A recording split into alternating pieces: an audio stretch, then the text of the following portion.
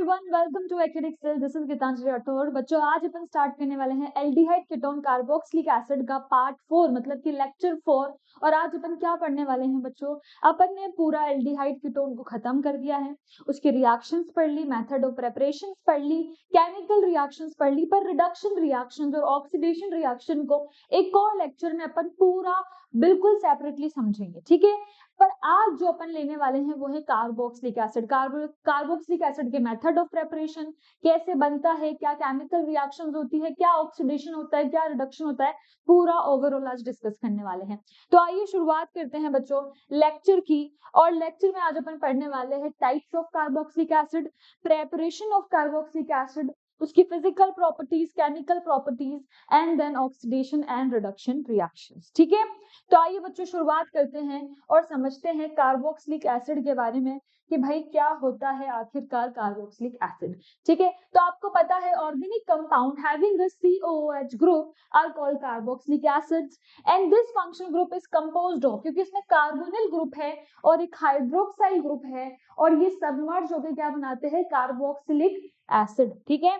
अब आपको पता है बच्चों, तो properties of carboxylic group are not simply the combined properties of these two group but it has its own distinctive properties. मतलब ऐसा नहीं है कि ये क्या करेगा, कार्बोनिल कंपाउंड और अल्कोहल दोनों की प्रॉपर्टी शो करेगा, वो तो करता ही है, उसके साथ में इसकी खुद की भी कुछ डिस्टिंक्टिव प्रॉपर्टीज होती है। एंड द एसिडिक नेचर, और क्या है बच्चों, the acidic nature of carboxylic acid is due to the presence of replaceable H atom in the carboxylic group. अब इसकी जो इंपॉर्टेंस है वो सबसे ज्यादा क्यों है? क्योंकि ये जो इसका H एटम है ना, आप इसको रिप्लेस करते हो, रिप्लेस करके ही एस्टर बनाते हो और बहुत सारे डिफरेंट डिफरेंट कंपाउंड बनाते हो, ठीक है। तो आइए देखते हैं यहाँ पर इसके बारे में और इसका क्लासिफिकेशन। तो क्लासिफिकेशन में क्या है बच्चों, कार्बोक्सिलिक एसिड के नंबर के अकॉर्डिंग उसको डिवाइड करा गया है। जैसे अगर अपन बात करें कि एक कार्बोक्सिलिक एसिड है तो उसको बोला गया है मोनो कार्बोक्सिलिक एसिड, और मोनो कार्बोक्सिलिक एसिड में हैविंग वन कार्बोक्सिलिक ग्रुप, जिसके पास एक कार्बोक्सिलिक ग्रुप है, उसको क्या बोलेंगे बच्चों? उसको बोल देंगे मोनो कार्बोक्सिलिक एसिड। अगर किसी के अंदर क्या है, डाई कार्बोक्सिलिक एसिड है, मतलब दो कार्बोक्सिलिक एसिड है, तो उसको डाई बोल देंगे। जैसे कि एक एग्जांपल है ऑक्सैलिक एसिड का। इसी का एग्जांपल भी ले सकते हो बच्चों, एसिटिक एसिड सबने सुना हुआ है ना, वो इसका एग्जाम्पल हो जाएगा। एक ही क्या है, कार्बोक्सिलिक ग्रुप, तो ये हो जाएगा आपका मोनो कार्बोक्सिलिक एसिड। क्या हो जाएगा? Mono carboxylic acid. फिर है ट्राई कार्बोक्सिलिक एसिड, जिसमें 3 COH ग्रुप हो। जैसे कि यहाँ पर एग्जाम्पल दे रखा है सिट्रिक एसिड का। इसके बाद अमीन पढ़ेंगे, अमीन के बाद चैप्टर पढ़ेंगे बायोमोलिक्यूल, जिसमें ये सारी चीजें आपको एक बार बहुत अच्छे से समझ में आएगी। कैसे ग्लूकोज का स्ट्रक्चर बनता है, फ्रक्टोज का बनता है, सिट्रिक एसिड और बहुत सारे अदर अपन अमीनो एसिड्स और बहुत सारी चीजें पढ़ने वाले हैं। और the structure, the carbon atom of CH2 group. अच्छा, अब यहाँ पर क्या लिख रखा है, कार्बोक्सिलिक एसिड के बारे में बता रखा है, क्योंकि आपको पता है बच्चों कार्बोक्सिलिक एसिड में क्या है, एक पाई बॉन्ड है। भाई पता है ना, एक पाई बॉन्ड है। और क्या मुझे बताने की जरूरत है पाई बॉन्ड किधर है? क्या बताने की जरूरत है बच्चों?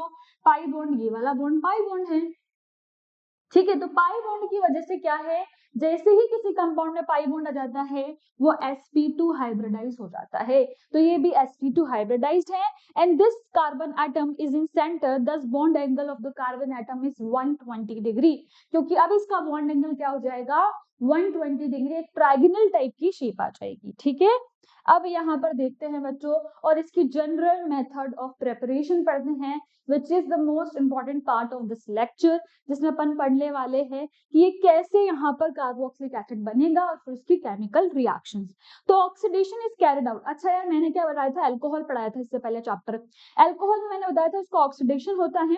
अच्छा, एक और बार समझा देती हूँ भाई, एक तो कुछ लोगों ने मिस कर दिया हो, तो आइए समझते हैं। अपन ने पढ़ा था ऑक्सीडेशन ऑफ अल्कोहल,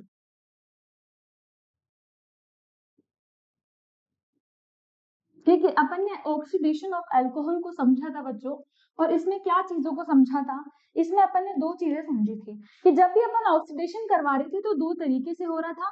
एक बार माइल्ड ऑक्सीडाइजिंग एजेंट लिया था, ठीक है, OA में डायरेक्टली लिखी ऑक्सीडाइजिंग एजेंट के लिए, और एक बार आपने स्ट्रॉन्ग ऑक्सीडाइजिंग एजेंट लिया था, ठीक है। माइल्ड में बहुत सारे आते हैं आपके PDC और PCC, है ना, CrO3, ये सारे बहुत सारे माइल्ड आपके ऑक्सीडाइजिंग एजेंट होते हैं, जिसको मैंने आपको पढ़ाया था एल्डिहाइड और कीटोन में, क्योंकि माइल्ड ऑक्सीडाइजिंग एजेंट क्या करते हैं, एल्डिहाइड एंड कीटोन बनाते हैं। अब इसमें एल्डिहाइड कैसे बनाते हैं भाई, जब जब 1 डिग्री अल्कोहल लोगे CH3, डायरेक्टली 1 डिग्री अल्कोहल ही ले लूं क्या, मतलब डायरेक्टली यहाँ पर लिख देती हूँ 1 डिग्री अल्कोहल। इसको जब आप ऑक्सीडाइज करवाते हो तो यहाँ पर ऑक्सीडेशन होता है और यहाँ से बन रहा था CHO एल्डिहाइड, ठीक है। और अगर आप सेकेंडरी अल्कोहल लेते हो तो उससे आपका बन रहा था कीटोन। कौन सा ग्रुप बन रहा था बच्चों, उसके ऑक्सीडेशन से बन रहा था, ऑक्सीडेशन को शॉर्ट में ऐसे लिखते हैं, और इससे बन रहा था आपका कीटोन। और इस तरीके से यहाँ पर एल्डिहाइड और कीटोन दोनों का क्या हो रहा था, सिंथेसाइज्ड हो रहे थे, एल्डिहाइड और कीटोन। जब बच्चों बात होगी किसकी, जब बात होगी स्ट्रॉन्ग ऑक्सीडाइजिंग एजेंट की, तो स्ट्रॉन्ग ऑक्सीडाइजिंग एजेंट्स आपके कौन से चैप्टर में आएंगे, जो अपन पढ़ रहे हैं यहाँ पर क्या है, कार्बोक्सिलिक एसिड, मतलब एल्डिहाइड कीटोन तो है ही सही, पर कार्बोक्सिलिक एसिड के बारे में अपन जब पढ़ेंगे तो स्ट्रॉन्ग ऑक्सीडाइजिंग एजेंट का यूज लेंगे। मतलब अगर यहाँ पर आपने 1 डिग्री अल्कोहल लिया है तो उससे पहले बनेगा एल्डिहाइड, बिल्कुल सही है, इंटरमीडिएट तो बनता ही है, तो उससे बनेगा यहाँ पर एल्डिहाइड, और एल्डिहाइड में फिर से ऑक्सीडेशन होगा, जिसकी वजह से आपको मिलेगा एसिड ग्रुप। और ये चीज मैं करीबन आपको 2 या 3-4 बार बता चुकी हूँ कि एसिड जब भी अल्कोहल का ऑक्सीडेशन होता है, 2 चीजें बनती हैं, एल्डिहाइड बनता है, कीटोन बनता है, और कार्बोक्सिलिक एसिड बनता है, ठीक है। तो ये चीजें मैंने फिर भी आपको एक और बार समझा दी, इन केस किसी के क्या है दिमाग से निकल गई, तो ये चीज अपन समझ गए। आगे बढ़ते हैं और समझते हैं यहाँ पर स्ट्रॉन्ग ऑक्सीडाइजिंग एजेंट का यूज होगा। स्ट्रॉन्ग ऑक्सीडाइजिंग एजेंट कौन कौन से हैं, कुछ स्ट्रॉन्ग ऑक्सीडाइजिंग एजेंट के बारे में मैं बात भी कर लेती हूँ, एग्जाम्पल भी दे देती हूँ। फॉर एग्जाम्पल अगर यहाँ पर अपन बात करें स्ट्रॉन्ग ऑक्सीडाइजिंग एजेंट की, ठीक है, तो इसमें बच्चों आपकी सबसे पहले यहाँ पर सीट आ जाएगी KMnO4 की, ठीक है, फिर आएगा K2Cr2O7, और फिर बच्चों यहाँ पर आता है जोन्स रिएजेंट। एक रिएजेंट का आपने नाम सुना होगा बच्चों, जिसको बोला जाता है जोन्स रिएजेंट, क्या बोलते हैं, जोन्स रिएजेंट।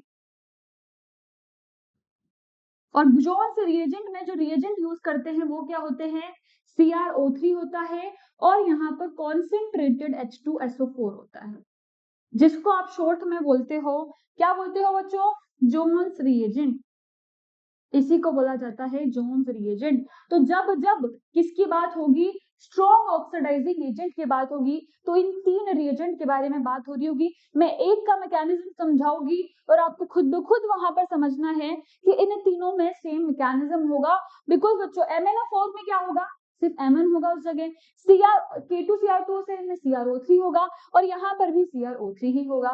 तो इस तरीके से ये रिएक्शंस होगी। देखो जैसे यहाँ पर क्या कर रखा है, अल्कोहल लिया, अल्कोहल कैसा है, 1 डिग्री अल्कोहल है, इसमें क्या करा, ऑक्सीडेशन करवा, K2Cr2O7 डाला, एल्डिहाइड बना, एल्डिहाइड का क्या हुआ, फिर से ऑक्सीडेशन हुआ, और फिर मिल गया आपको कार्बोक्सिलिक एसिड।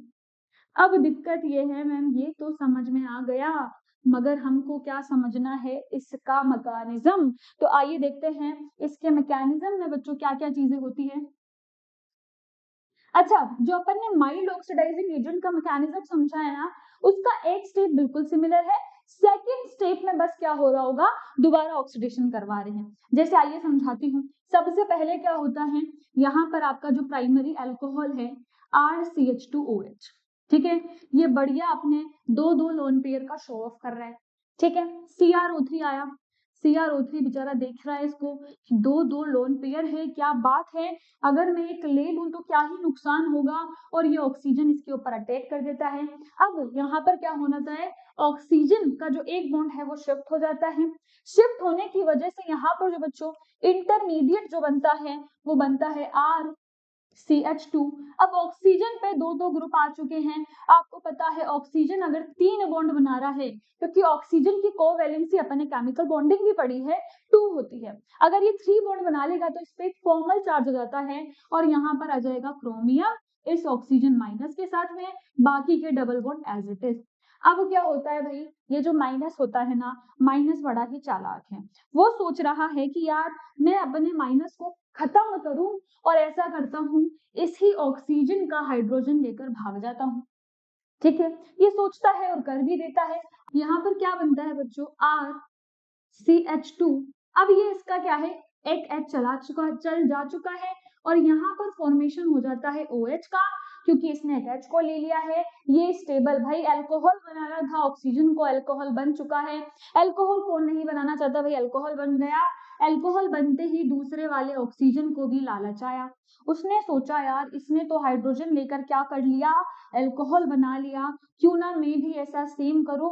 ऑक्सीजन के पास हाइड्रोजन नहीं है तो क्या हुआ, यहाँ पर कार्बन के पास तो है, और ये क्या करता है, इस कार्बन के, ये जो कार्बन है बच्चों, इस कार्बन के जो हाइड्रोजन है उस पर अटैक करता है। कार्बन की नींद खुलती है, दो दो H गायब। वो जल्दी से इस बॉन्ड को तोड़ता है। कौन से वाले बॉन्ड को तोड़ेगा बच्चों, ऑक्सीजन के साथ वाला नहीं, ये वाला जो बॉन्ड होता है क्रोमियम के साथ जो बनाया था, इस बॉन्ड को तोड़ता है। ये ऐसे शिफ्ट होता है और यहां से बच्चों फॉर्मेशन होता है किसका, RCH। ठीक है, डबल बॉन्ड O। अब वही मिल चुका है एल्डिहाइड, और जो साथ में मिलता है वो है CrOH, OH और डबल बॉन्ड। अब भाई बेचारा एल्डिहाइड दुखी, मैंने दो दो हाइड्रोजन गवा दिए और मैं किसके चक्कर में आ गया, इस क्रोमियम के चक्कर में। अब इसको रास्ते में मिलता है अपना एक दोस्त, जो कि कौन होता है भाई, इसका दोस्त है वाटर। अब वाटर इधर उधर घूम रहा है, वाटर बोल रहा है क्या हुआ, ये वाटर को अपनी कहानी सुनाता है। दो दो H गायब है। वाटर बोलता है दोस्त नाराज मत हो, तुमको OH चाहिए ना, तुमको अल्कोहल चाहिए ना, दो दो अल्कोहल बना के दूंगा। और वाटर के साथ बच्चों ये रिएक्शन करके यहाँ पर बनाता है RCH, और OH। अब ये कैसे बना, क्या मुझे बताने की जरूरत है भाई, नॉर्मल सी बात है, एक जो बॉन्ड है वो टूटा होगा, H यहाँ लगा होगा, OH यहाँ लगा होगा। ठीक है, और यहाँ पर क्या बन चुका है, एक कार्बन पे दो OH, क्या बोलते हैं इसको, जेम डाइऑल। जेम डाइऑल बन जाता है। क्रोमियम फिर से आता है, लालची तो है ही सही, क्रोमियम फिर से आता है, बोलता है इस बार मैं सेम नहीं करूंगा, मुझे एक और मौका दो। क्रोमियम को एक और मौका दिया जाता है, पहले ही एक OH तो लेकर बैठा हुआ है। अब क्या होता है, आता है और बोलता है बॉन्ड बनाने दो प्लीज, तुम्हारे पास दो दो ऑक्सीजन है, एक के साथ तो बॉन्ड बनाने दो। अब यहाँ पर बॉन्ड बनता है, फिर से फॉर्मेशन होता है, इसको बोला जाता है बच्चों, ये जो इस तरीके से बॉन्ड बनता है ना, इसको बोलते हैं क्रोमियम एस्टर। क्या बोलते हैं इसको, क्रोमियम एस्टर बोलते हैं। क्रोमियम, और जब यहाँ पर अल्कोहल के साथ बॉन्ड बनता है तो इसको क्रोमियम एस्टर बोलते हैं। सेम यहाँ पर सेकंड स्टेप में भी होगा। सेकंड स्टेप में भी क्या हो रहा होगा बच्चों, एस्टर बन रहा होगा। अब देखना क्या होगा, जैसे ही यहाँ से बॉन्ड बनेगा, आपको पता है ये वाला ऑक्सीजन क्या करेगा, ये जो ऑक्सीजन है ना बच्चों, ये ऑक्सीजन अगेन से इसका हाइड्रोजन ले लेगा। ठीक है, वही सेम प्रोसेस जो यहाँ पर हुआ था, सेम रिपीट होता है। क्रोमियम अपने हरकतों से बाज नहीं आता है, दोबारा से बच्चों यहाँ पर सेम चीज रिपीट होती है, और रिपीट होने से क्या होता है, यहाँ पर बन जाता है CH। ठीक है, यहाँ पर बन जाता है CH। एक क्या है इसके पास, अल्कोहल है, एक ऑक्सीजन के साथ में इसने किसके साथ बॉन्ड बना रखा है, क्रोमियम के साथ। ये एक OH को लेकर खुश है क्योंकि इसने हाइड्रोजन भी ले लिया, साइमल्टेनियसली बता दिया मैंने। और यहाँ पर अब क्या बचा है, यहाँ पर बचा है एक डबल बॉन्ड O। ठीक है, अब ये डबल बॉन्ड O क्या सोचता है, और ऑलरेडी एक OH तो था ही सही, तो वो OH तो ऑलरेडी है। अब क्या होता है, यहाँ पर जो ऑक्सीजन होता है, ये वाला ऑक्सीजन भी लालची हो जाता है। ये बोलता है यार इन सब ने OH बना लिया, मैं अकेला बाकी हूँ, क्यों ना मैं भी यहाँ से हाइड्रोजन को ले लूं। ऑक्सीजन के पास नहीं तो क्या हुआ, कार्बन के पास तो है। वापस से हिस्ट्री रिपीट होती है। अगेन यहाँ पर रिएक्शन में क्या मिलता है आपको, मिल जाएगा। अब देखो, जैसे ही यहाँ पर ऑक्सीजन की कार्बन की नींद खुलेगी, उसको पता चलेगा ये एक और हाइड्रोजन ले गया, ये जल्दी से अपने बॉन्ड को तोड़ता है, इधर शिफ्ट होता है। इस तरीके से सेम जो चीज यहाँ हुई थी, सेम चीज मैंने इसके नीचे भी बनाई है। अगेन आपको मिल चुका है chromium ester, again chromium ester मिल चुका है बच्चों। और यहाँ से फाइनली आपको जो प्रोडक्ट मिलेगा वो मिल जाएगा कार्बोक्सिलिक एसिड, और साथ ही में बच्चों यहाँ पर ये क्रोमियम विद अपना कितने 3 OH3 बनाने में सक्सेसफुल हो जाता है, और यहाँ से आपका प्रोडक्ट का फॉर्मेशन हो जाता है जो कि अपन को बनाना था। ये बच्चों आपका प्रोडक्ट मिल गया है आपको फाइनली, जो कि क्या चाहिए था, कार्बोक्सिलिक एसिड। भाई नहीं समझ में आया कोई दिक्कत की बात नहीं है, दोबारा समझाने वाली हूँ, देखो क्या हुआ है। तो बच्चों आइए समझते हैं, यहाँ पर मैं पूरा एक बार ढंग से लिख देती हूँ, ये मैकेनिज्म पूरा हुआ है और इसको समझते हैं हुआ क्या है भाई, पूरे प्रोसेस में क्या हुआ है एक बार फिर से समझते हैं। सबसे पहले अल्कोहल था, ये रहा आपका 1 डिग्री अल्कोहल। ये क्या करता है, अच्छा खासा अपने दो दो लोन पेयर के साथ में फॉन्ट कर रहा होता है। फ्लॉन्ट करते ना भाई, ठीक है, मेरे पास दो दो यहाँ पर लोन पेयर है, क्रोमियम की नजर होती है इसके लोन पेयर पे, वो बोलता है बॉन्ड बना लेते हैं, बॉन्ड बन जाता है। बॉन्ड बनते ही क्रोमियम का ऑक्सीजन एक ऑक्सीजन के हाइड्रोजन, क्योंकि हाइड्रोक्सिल ग्रुप था, OH ग्रुप था, उसके हाइड्रोजन को लेकर भाग जाता है। जैसे ही लेकर भागता है, दूसरे वाले ऑक्सीजन की नजर पड़ती है कार्बन वाले हाइड्रोजन पे, और वो भी उस हाइड्रोजन को लेने के लिए जाता है। इतने में जो आपका यहाँ पर अल्कोहल था उसकी नींद खुल जाती है, सोचता है दो दो हाइड्रोजन चल गए, जल्दी से बॉन्ड ब्रेक करता है, और बॉन्ड ब्रेक करके आपको मिलता है एल्डिहाइड। ठीक है, ये आपका फर्स्ट स्टेप था जो अपन माइल्ड ऑक्सीडाइजिंग एजेंट में भी पढ़ रहे थे। सेकेंड स्टेप में क्या हुआ, देखो जैसे ही अब यहाँ पर आपको एल्डिहाइड मिला, वाटर को अपनी कहानी सुनाता है, दो दो H गवा दिए। वाटर बोलता है तुमको OH चाहिए ना, अल्कोहल चाहिए ना, दो दो अल्कोहल दूंगा। यहाँ से बॉन्ड क्लीव होता है, HOH लगता है, जेम डाइऑल का फॉर्मेशन होता है। जैसे ही जेम डाइऑल बनता है, क्रोमियम फिर से आ जाता है और फिर से यहाँ पर अटैक करने लग जाता है। अटैक करके सेम प्रोसेस रिपीट होता है, हाइड्रोजन को एक ऑक्सीजन लेकर चल जाता है, बॉन्ड से क्रोमियम एस्टर बन जाता है। अब जो तीसरा ऑक्सीजन है एकमात्र OH के साथ, जिसके पास क्या है, दोनों के पास OH आ गया, एक ऑक्सीजन बच रहा है जिसके पास OH नहीं है, वो सिर्फ सिंगल है। वो सोचता है मैं कार्बन वाला हाइड्रोजन ले लेता हूँ, क्रोमियम एस्टर बनता है और आपको कार्बोक्सिलिक एसिड मिल जाता है। और ये पूरा मैकेनिज्म 2 से 3 बार मैं ऑलरेडी समझा चुकी हूँ, एक बार फिर मैंने समझा दिया कि पूरे प्रोसेस में क्या होता है, किस तरीके से ये पूरा मैकेनिज्म चलता है। तो समझ में आ गया। अगर इसके बारे में कुछ इंपॉर्टेंट पॉइंट्स लिखे बच्चों, जैसे फॉर एग्जांपल अपन किसकी बात कर रहे थे, रिएक्शन विद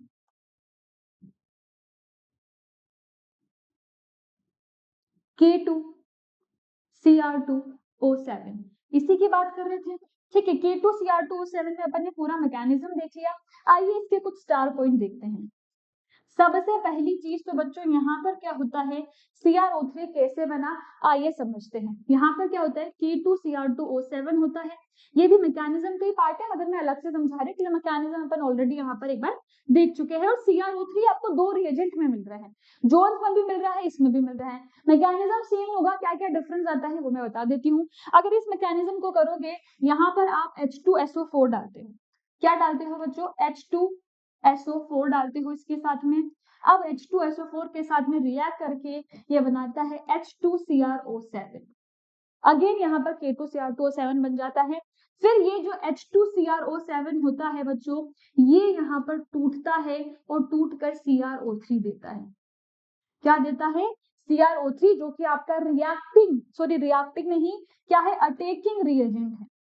यही अटैकिंग रिएजेंट था, CrO3 की ही रिएक्शन करवा रहे थे, तो ये जनरेट हो जाता है। अब इस रिएक्शन में बहुत सारी चीजें होती है इस क्रोमियम के साथ, तो आइए समझते हैं क्या क्या होता है। जैसे अगर अपन सबसे पहली चीज देखें तो यहाँ पर क्या होता है, क्रोमियम जो होता है ना, वो यहाँ पर 6 ऑक्सीडेशन स्टेट में होता है। पर जैसे ही अपन CrO3 बनाते हैं और पूरा प्रोसेस होता है और OH बनता है, तो क्रोमियम की ऑक्सीडेशन स्टेट क्या हो जाती है, 3 हो जाती है। अब इसकी वजह से यहाँ पर एक और चीज में चेंज आता है बच्चों, यहाँ से इसका कलर में भी चेंज आ रहा होता है, ऑरेंज कलर से क्या हो रहा होता है, ग्रीन कलर बन रहा होता है। बहुत बार क्वेश्चन पूछ लेगा, क्रोमियम का जो डिकम्पोजिशन हुआ है उसमें क्रोमियम का कलर चेंज क्या होता है, याद होना चाहिए। तो भाई याद रखना क्या चीज हुई थी, ये अलग से मैंने समझाया है, मैकेनिज्म का ही पार्ट है, इसलिए मैंने यहाँ पर इसको अलग से एक बॉक्स के अंदर बंद कर दिया, क्योंकि ये क्या चीज है बच्चों, मैकेनिज्म का ही पार्ट है। ठीक है। और ये जो अपन पढ़ रहे हैं ये इसके स्टार पॉइंट्स हैं कि भाई इस रिएक्शन में क्या क्या स्टार पॉइंट्स हैं। तो आइए देखते हैं और भी इसके स्टार पॉइंट्स। जैसे कि अगर अपन बात करें बच्चों, तो ये जो डीकम्पोजिशन होता है ना क्रोमियम का, यही रेट डिटरमाइनिंग होता है। Decomposition of chromium is RDS, वही क्या है, रेट डिटरमाइनिंग स्टेप है। अगर इंटरमीडिएट की बात करें कि इस रिएक्शन में इंटरमीडिएट क्या बना है, तो बच्चों इंटरमीडिएट क्या होता है, chromium ester is intermediate, chromium ester is intermediate, और intermediate formed in the reaction is chromium ester. और इस रिएक्शन को बहुत ही अच्छे से यूज किया जाता है प्रैक्टिकल ऑर्गेनिक केमिस्ट्री POC में, क्योंकि अगर इस रिएक्शन की बात करें तो 1 डिग्री अल्कोहल से ये एल्डिहाइड बना रहा है, 2nd डिग्री से ये कीटोन बनाता है, और 3 डिग्री अल्कोहल से कोई रिएक्शन शो नहीं करता है। मतलब तीनों ही अल्कोहल का अगर आपको डिस्टिंग्विश करना है तो आप यहाँ पर इसका यूज कर सकते हैं। तो लिख सकते हैं reaction is used in practical organic chemistry POC में इस रिएक्शन का बहुत भरपूर यूज किया जाता है, क्योंकि 1 डिग्री OH तो रिएक्शन से क्या बना रहे हैं, कार्बोक्सिलिक एसिड। ठीक है। अगर 2 डिग्री OH की बात कर रहे तो वहां से बन रहा है कीटोन, और अगर 3 डिग्री OH की बात करें तो वो तो रिएक्शन ही शो नहीं कर रहे हैं, जिसकी वजह से आप तीनों में डिस्टिंग्विश कर सकते हो। और ये पूरा अपन को यहाँ पर मिल जाता है जब आप रिएक्शन देखते हो K2Cr2O7 के साथ में। मगर और भी तो मैम यहाँ पर बहुत सारे अपन ने क्या पढ़े हैं, बहुत सारे स्ट्रॉन्ग ऑक्सीडाइजिंग एजेंट पढ़े हैं। तो आइए देखते हैं, जब रिएक्शन हो रही है किसके साथ, KMnO4 के साथ, रिएक्शन विद KMnO4, क्योंकि अगर CrO3 और H2SO4 भी लोगे ना तब भी सेम ही चीज हो रही होगी, क्योंकि उसमें भी जो रिएक्टिंग एजेंट है वो क्या है, आप डायरेक्टली CrO3 की फॉर्म में ले रहे हो, और पहले में आपने क्या करा, K2Cr2O7 में उसको CrO3 में चेंज करा। यहाँ पर देखो क्या करा है, CrO3 में चेंज करा है। जबकि अगर आप बात करो बच्चों, जो आपका जोन्स रिएजेंट होता है इसमें ऑलरेडी CrO3 की फॉर्म में आपको मिल रहा है, तो उस रिएक्शन के बारे में तो कुछ पढ़ना नहीं है, आपको ऑलरेडी पता चल गया क्या करना है, मैकेनिज्म पता ही है। आइए पढ़ लेते हैं, जब KMnO4 की बात हो रही है तो KMnO4 के अगर बच्चों कुछ स्टार पॉइंट्स लिखे जाए तो यहाँ पर भी जो Mn होता है वो क्या होता है, सेवेंथ ऑक्सीडेशन स्टेट में होता है, और चेंज होता है और आता है 4th ऑक्सीडेशन स्टेट में जब इसका डीकम्पोजिशन होता है। अब डीकम्पोजिशन हुआ है तो जरूर कलर में भी चेंज आया होगा, तो कलर में भी चेंज आता है, और क्या होता है बच्चों, पर्पल कलर का होता है KMnO4। अपन ने पता है यार, इतनी सारी रिएक्शंस देखते हैं इसकी, तो पर्पल कलर का होता है KMnO4 पोटेशियम परमैंगनेट, और इससे ये हो जाता है ब्राउन कलर का। ये कलर चेंज याद रखना, अगर आपको लग रहा है इंपॉर्टेंट नहीं है, इंपॉर्टेंट नहीं होता तो मैं नहीं लिखवाती, इंपॉर्टेंट है, याद रखना है। ठीक है। अगर इस रिएक्शन की बात करें बच्चों, तो इस रिएक्शन को भी प्रैक्टिकल ऑर्गेनिक केमिस्ट्री में यूज किया जाता है, used in practical organic chemistry to distinguish, किसके बीच में डिस्टिंग्विश करता है, 1 degree 2 degree and 3 degree alcohol, 1 degree 2 degree and 3 degree alcohol में डिस्टिंग्विश कर देता है। ठीक है। यहाँ पर मैं एंड ही लिख देती हूँ तो कंफ्यूजन हो जाए, तो डायरेक्टली एंड लिख देती हूँ। ठीक है, ये चीज समझ में आ गई। अगर इस रिएक्शन के बारे में और बात करें तो बच्चों यहाँ पर मैं एक छोटी सी चीज बताऊंगी, मैकेनिज्म पूरा सेम है, मगर जब आप यहाँ पर प्राइमरी अल्कोहल लोगे ना तो यहाँ पर जो रिएक्टिंग स्पीशीज है वो CrO3 की जगह होगी MnO4। अब Mn यहाँ पर और क्या होगा, एक और ऑक्सीजन होगा, और एक ऑक्सीजन OK मतलब K के साथ, पोटेशियम के साथ होगा, और यहाँ पर भी सेम होगा। क्या बनेगा बच्चों, मैंगनीज एस्टर बनेगा। क्या बनेगा, इस रिएक्शन में भी सेम होगा, यहाँ पर अटैक होता है और यहाँ से ये H को लेके भाग जाता है, सेम यहाँ पर बनता है, यहाँ जो बनता है उसको बोलते हैं मैंगनीज एस्टर। ठीक है, वहां क्रोमियम एस्टर बन रहा था, यहाँ मैंगनीज एस्टर बनता है, बस इतना सा डिफरेंशिएशन है, बाकी सारे पॉइंट सेम है, बिल्कुल सेम तरीके से मैकेनिज्म होगा। मैं लिख भी देती हूँ, सेम मैकेनिज्म, वही पहले एल्डिहाइड बनेगा, और एल्डिहाइड बनने के बाद क्या बनेगा, उसके बाद डायोल बनेगा, और डायोल बनने के बाद फिर क्या बनता है, फिर आपका डायरेक्टली कार्बोक्सिलिक एसिड बनता है। मैं लिख भी देती हूँ, जैसे अगर इस रिएक्शन की बात करें, यहाँ पर RCHO बनेगा एल्डिहाइड, फिर एल्डिहाइड से क्या बनेगा, जेम डाइऑल,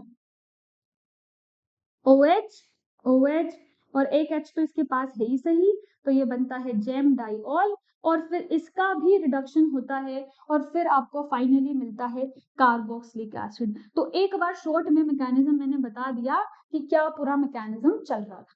तो बच्चों अब अपन ने पूरा मैकेनिज्म देख लिया है। आइए देखते हैं अगर कार्बोनिल कंपाउंड में, क्योंकि रिडक्शन किस किस का हुआ था, एल्कोहल का हुआ था और साथ ही में कार्बोनिल कंपाउंड का भी हुआ था। तो आइए देखते हैं रिडक्शन या oxidation, oxidation of carbonyl compound. क्या कार्बोनिल कंपाउंड को मैं शॉर्ट में सिर्फ ऐसे लिख दूं, कोई दिक्कत की बात नहीं है, मतलब अपन दोनों के बारे में बात कर रहे हैं। यहाँ पर एल्डिहाइड भी आ चुका है और कीटोन भी आ चुका है, ठीक है।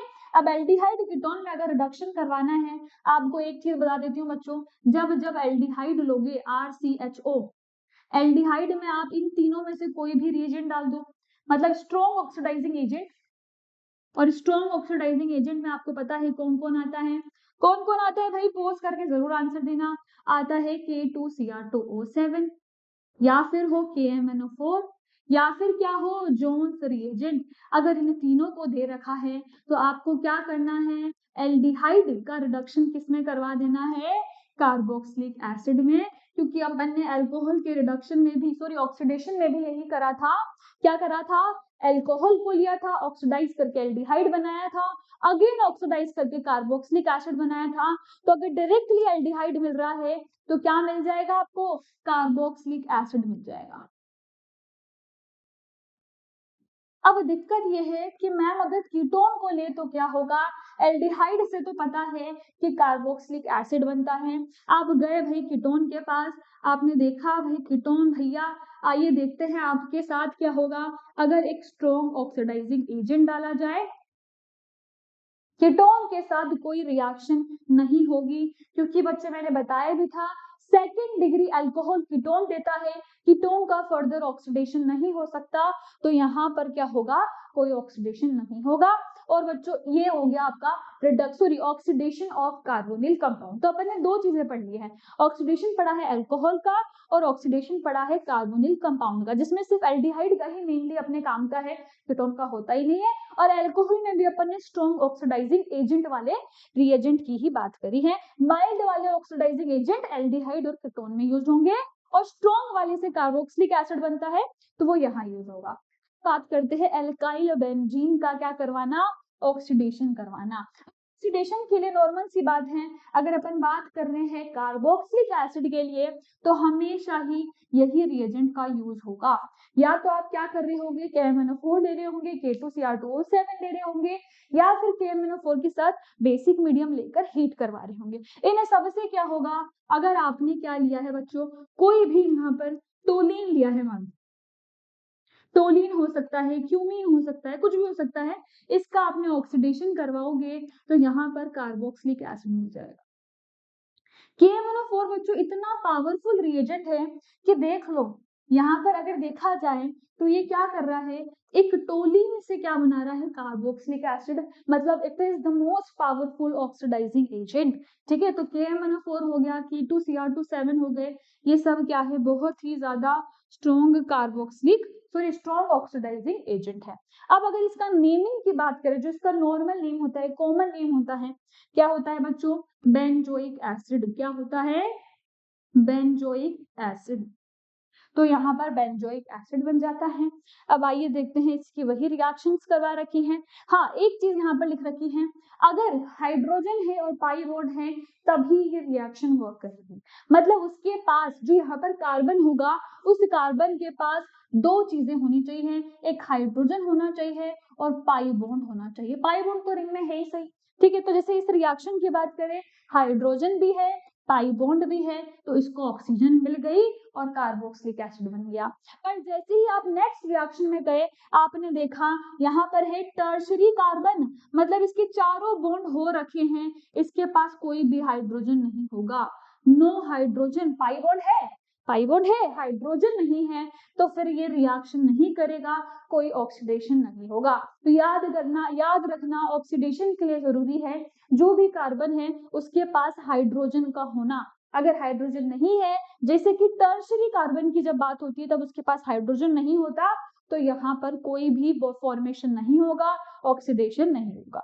ठीक है, आइए बच्चों अब देखते हैं हाइड्रोलिसिस ऑफ एल्केन नाइट्राइड। इसमें क्या होता है, कंप्लीट हाइड्रोलिसिस होता है, take place in acidic medium HCl और इन अल्केलाइन मीडियम, दोनों ही मीडियम में हो सकता है।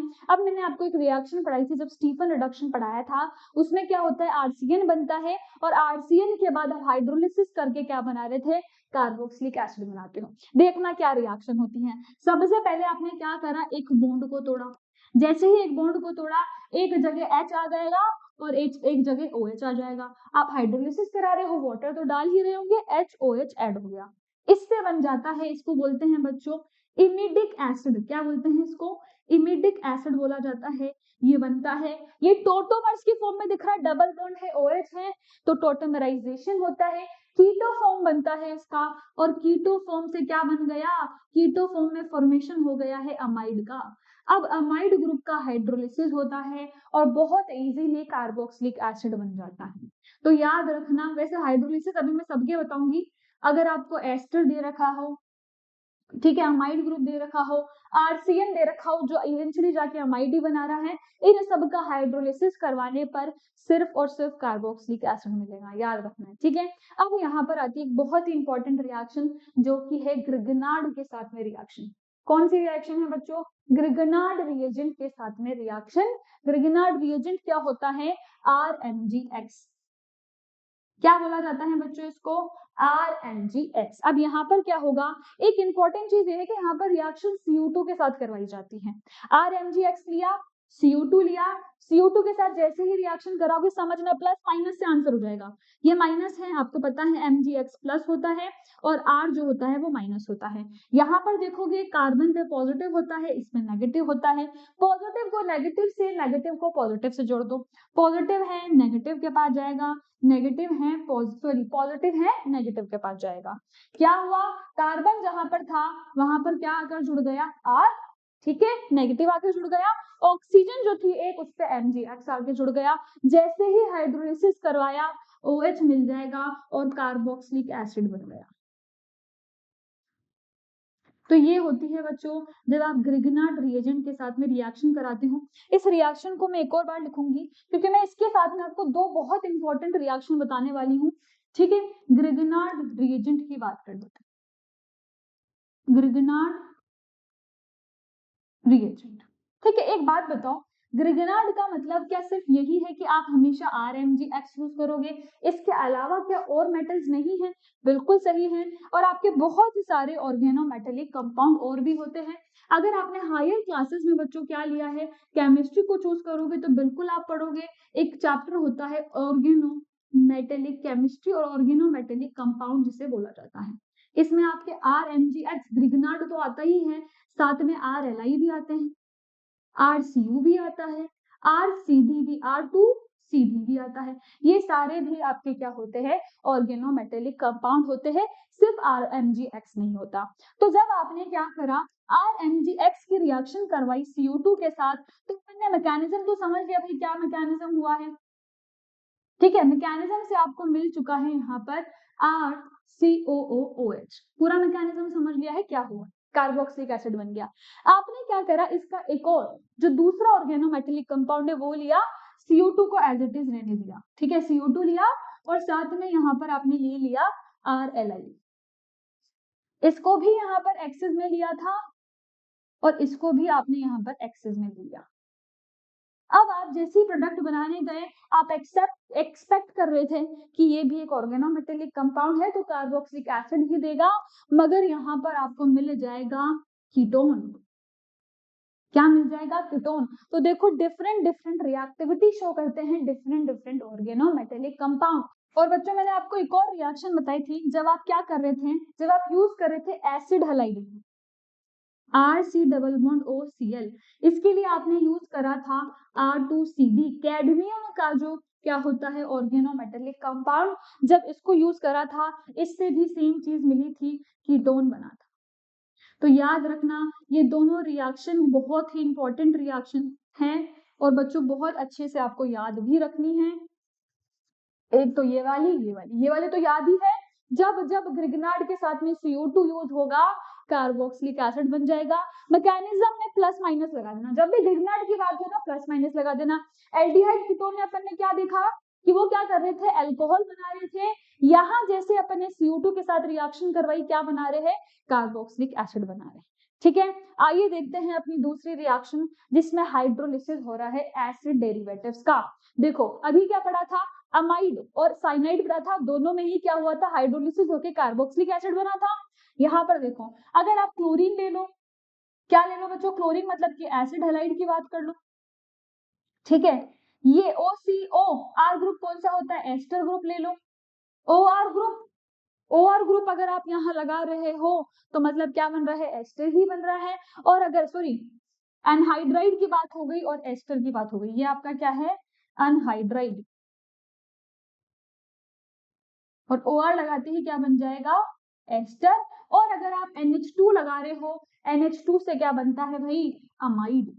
इन सब का हाइड्रोलिसिस कराने से क्या होगा, आपको हमेशा कार्बोक्सिलिक एसिड ही मिलेगा। साफ साफ रिएक्शंस करवा रखी हैं, बता रखा है क्या होता है। अगर इसमें भी पूछ ले कौन सबसे जल्दी रिएक्शन करेगा, आप सबसे पहले आंसर दिया होगे एसिड हैलाइड। एसिड हैलाइड बहुत कम रिएक्टिव होता है, जल्दी से रिएक्शन सॉरी हाइड्रोलिसिस करके कार्बोक्सिलिक एसिड बनाएगा, फिर अनहाइड्राइड, फिर एस्टर और फिर अमाइड। ठीक है, आइए मैं एक बार इसको समराइज करके लिख देती हूँ। जब अपन हाइड्रोलिसिस रिएक्शन की बात कर रहे हैं, हाइड्रोलिसिस रिएक्शन,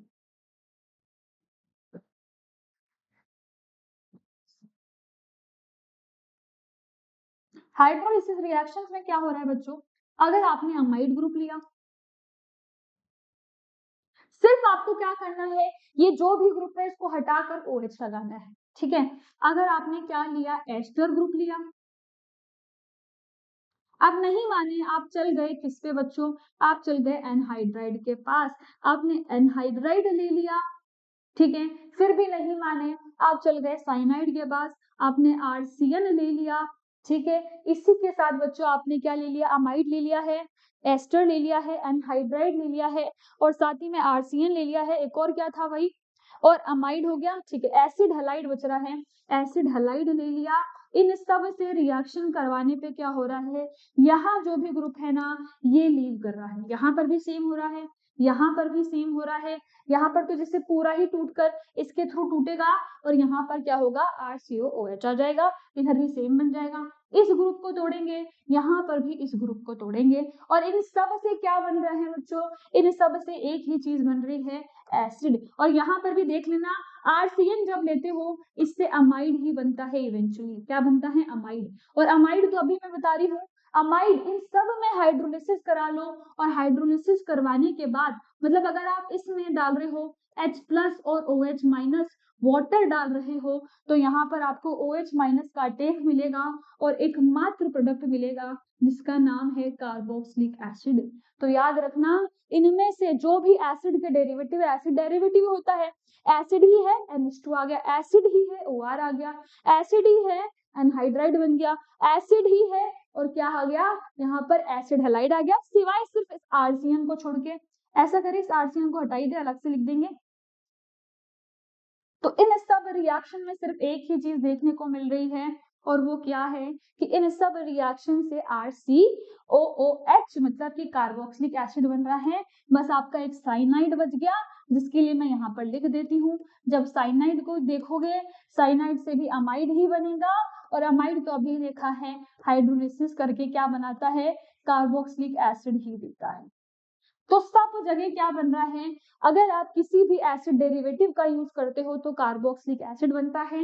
इस चीज को ध्यान में रखना है, याद रखना है, बहुत ही इंपॉर्टेंट चीज। ठीक है बच्चों, ग्रिग्नार्ड पढ़ लिया और एल्काइल नाइट्राइल का यहाँ पर क्या पढ़ लिया, हाइड्रोलिसिस पढ़ लिया, सारे के सारे एसिड डेरिवेटिव का हाइड्रोलिसिस भी पढ़ लिया। आइए देखते हैं बच्चों नेक्स्ट चीज जो कि है physical properties of carboxylic acid. अगर फिजिकल प्रॉपर्टीज की बात करें, आपको पता है सोल्युबिलिटी आता है, बॉइलिंग पॉइंट आता है, तो आइए देख लेते हैं। कार्बोक्सिलिक एसिड में C1 से C4 तक कंप्लीटली सोल्यूबल है वाटर में, ऐसा ही एल्डिहाइड और कीटोन में भी था। जो लोअर थे वो सारे सोल्यूबल थे, जैसे ही मॉलिक्यूलर वेट बढ़ रहा था इनसोल्यूबल होते। फिर सेम चीज यहाँ पर है कि जो सोल्युबिलिटी है वो इनवर्सली प्रोपोर्शनल है मॉलिक्यूलर वेट के। जैसे ही मॉलिक्यूलर वेट बढ़ाओगे सोल्युबिलिटी कम होती जाएगी। ठीक है, solubility is due to the intermolecular H bonding with the water molecule. अब बात करते हैं बॉइलिंग पॉइंट की। बॉइलिंग पॉइंट तो अपन जीओसी से पढ़ते हुए आ रहे हैं और सेम चीज है, बॉइलिंग पॉइंट डायरेक्टली प्रोपोर्शनल है मॉलिक्यूलर वेट के, इनवर्सली प्रोपोर्शनल किसके होगी, ब्रांचिंग के। अगर ब्रांचिंग हो जाएगी तो इनवर्स रिलेशन होगा। तो कार्बोक्सिलिक एसिड का क्या होता है, ज्यादा बॉइलिंग पॉइंट होता है अल्कोहल से, नॉर्मल सी बात है। ठीक है, मॉलिक्यूलर वेट ज्यादा है। This is because in acid 2 oxygen atom, यहाँ पर 2 ऑक्सीजन एटम है और दोनों के थ्रू क्या हो सकता है, हाइड्रोजन बॉन्डिंग। इसलिए दोनों की 2 तरीके से हाइड्रोजन बॉन्डिंग हो रही है। अल्कोहल में एक ही के साथ हाइड्रोजन बॉन्डिंग हो रही है, तो नॉर्मल सी बात है बॉइलिंग पॉइंट तो ज्यादा होगा ही, सही ना, होगा या नहीं होगा, बॉइलिंग पॉइंट ज्यादा होगा ही सही।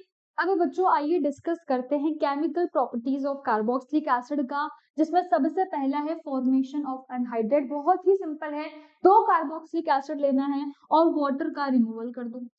भाई H2O को माइनस करना है, एसिडिक मीडियम दोगे, आपको पता है बहुत जल्दी यहाँ पर H2O निकल जाएगा।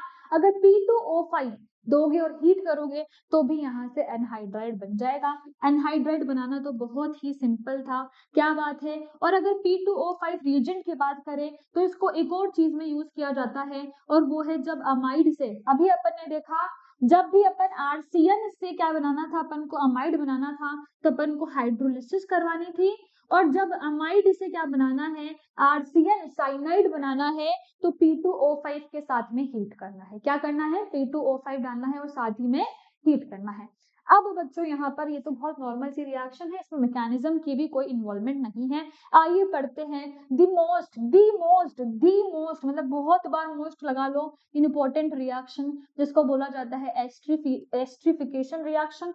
ये आप 9th में पढ़ते हो, 10th में पढ़ते हो, 11th 12th नीट में तो पढ़ ही रहे हो, तो बहुत ही इंपॉर्टेंट रिएक्शन है। Carboxylic acid react with alcohol और फिनोल, दोनों के साथ रिएक्शन कर सकता है। In presence of N acid क्या करता है बच्चों, एस्टर बनाता है। एस्टर एक फ्रूटी स्मेल कंपाउंड होते हैं जिसको परफ्यूम इंडस्ट्री में भी यूज किया जाता है, नॉर्मल से अगर 10th की लैंग्वेज में बताऊं तो। अब देखो आपने लिया एक एसिड, एक लिया आपने अल्कोहल, दोनों को एक एसिडिक मीडियम प्रोवाइड करा।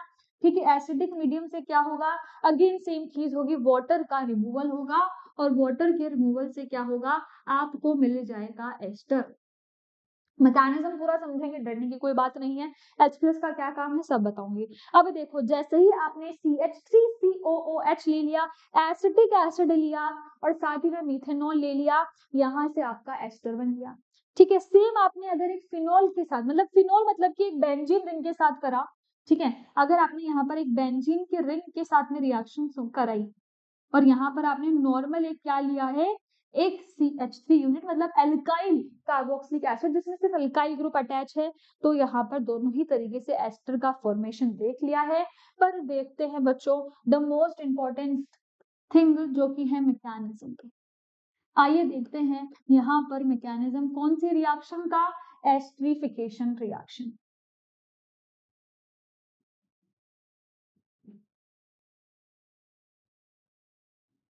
ठीक है, बहुत ही सिंपल मैकेनिज्म है, डरने की कोई बात नहीं है, बहुत इजी तरीके से समझेंगे।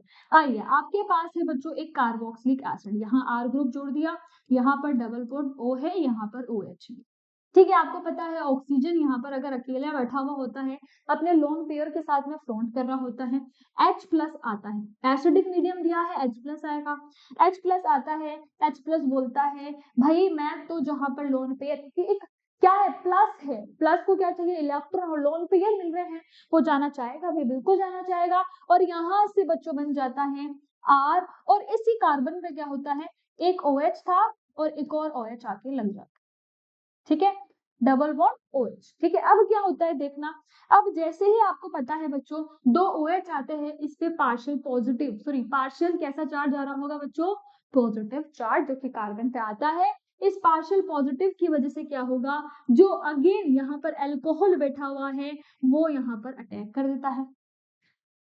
क्या करता है, अल्कोहल यहाँ से अटैक करेगा और अटैक करके इस कार्बन पे क्या करेगा, अटैक कर देगा। अटैक करके जो बनता है वो क्या बनता है, आइए देखते हैं क्या बनता है, R सी, यहाँ पर इस कार्बन पे किसका अटैक हो गया है बच्चों, ओ आर और एक एच। अब देखो ऑक्सीजन के 3 बॉन्ड हो गए, 3 बॉन्ड होते ही ऑक्सीजन क्या करता है, पॉजिटिव चार्ज ले लेता है, इस पे पॉजिटिव चार्ज आ गया और बाकी के जो 2 OH हैं उनको आपने एज इट इज लिख दिया। अब आपको पता है बच्चों कार्बन पे कभी भी याद रखना जेम डायोल जो बनता है ना, this is not stable. Even जब अपन ने हाइड्रेट्स के साथ में जब उसका वाटर का एडिशन पढ़ा था तब भी हाइड्रेट्स बनाया था और बताया था कि जेम डायोल अनस्टेबल होता है। अब इसको अनस्टेबल है, वाटर का रिमूवल हो जाता है और वो दोबारा एल्डिहाइड में कन्वर्ट हो जाता है। मगर यहाँ पर क्या करें, अब इधर दो दो अल्कोहल सॉरी दो दो क्या है अल्कोहल है, ये इस H प्लस को लेकर वाटर निकाल देंगे, क्या कर देंगे, वाटर का रिमूवल होगा। ये H यहाँ पर सबसे पहले तो ऐसा करते हैं, धीरे धीरे करके समझते हैं। H ने यहाँ पर अटैक करा, H के अटैक से क्या होगा भाई, नॉर्मल सी बात है, H के अटैक से यहाँ पर वाटर बन जाएगा OH2 प्लस और यहाँ पर OR ही बचेगा। अब ये OH2 प्लस बनते ही वाटर पे पॉजिटिव अनस्टेबल होता है, निकलना चाहेगा। जैसे ही निकलेगा बच्चों, तो बच्चों जैसे ही ये वाटर निकलता है, इस जो कार्बन, ये वाला जो कार्बन है इस पे पॉजिटिव आएगा और ये इस पॉजिटिव को कहाँ शिफ्ट कर देगा, यहाँ पर बॉन्ड बना देगा। मतलब ये बॉन्ड को कहाँ शिफ्ट कर रहा है, ये जो बॉन्ड टूट रहा है ना, इसी को यहाँ शिफ्ट कर रहा है, जिसकी वजह से आपको मिलेगा R।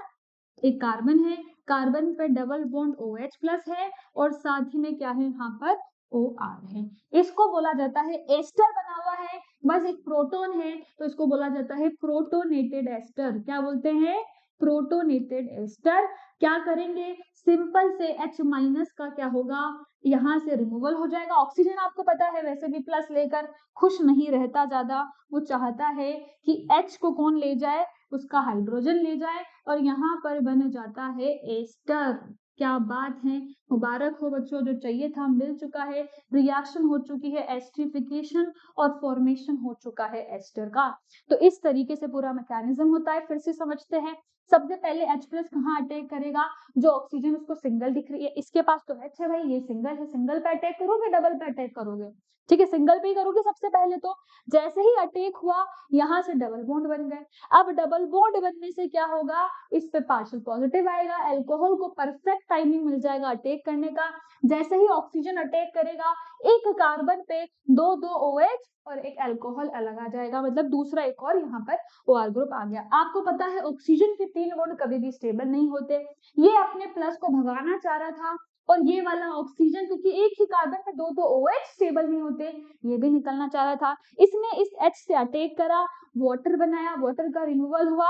जैसे ही इस पे पार्शियल पॉजिटिव आने लगेगा, ये पॉजिटिव को क्या करेगा, शिफ्ट कर देगा OH के पास, प्रोटोनेटेड एस्टर बनेगा, H प्लस को रिमूव करोगे एस्टर मिल जाएगा। इसको बोलते हैं एस्टरिफिकेशन रिएक्शन, जहां पर एसिड और अल्कोहल दोनों की रिएक्शन से क्या मिलता है बच्चों, रिएक्शन से मिलता है एस्टर। अब आइए समझते हैं, अगर अपन अल्कोहल में देखें तो कैसा अल्कोहल बेहतर है अगर एस्टरिफिकेशन कराना है और कैसा एसिड बेहतर है अगर एस्टरिफिकेशन करवाना है। तो बच्चों यहाँ पर एक सिंपल सी चीज दिख रही है कि 3 डिग्री अल्कोहल की रेट कम है, फिर सेकंड डिग्री की है, 1 डिग्री की है। सेम कार्बोक्सिलिक एसिड में है, जो 3 डिग्री कार्बोक्सिलिक एसिड है वो कम अच्छा है, फिर सेकंड डिग्री और 1 डिग्री। मतलब यहाँ से एक चीज तो बहुत ज्यादा क्या है, क्लियर है कि जो रेट है of esterification, rate of esterification किसके इनवर्सली प्रोपोर्शनल है, स्टीरिक हिंड्रेंस के। उसको बिल्कुल नहीं पसंद स्टीरिक हिंड्रेंस, इसीलिए तो क्या हो रहा है, जैसे ही आप रिएक्शन करा रहे हो, सबसे पहले कौन रिएक्शन करना चाह रहा है, सबसे पहले रिएक्शन कराना चाह रहा है जो सबसे छोटा अल्कोहल है, जो कि क्या है, प्राइमरी अल्कोहल। और यहाँ पर एसिड में भी सबसे पहले रिएक्शन वो करवा रहा है जो सबसे छोटा एस्टर है, प्राइमरी सबसे छोटा एसिड है प्राइमरी एसिड।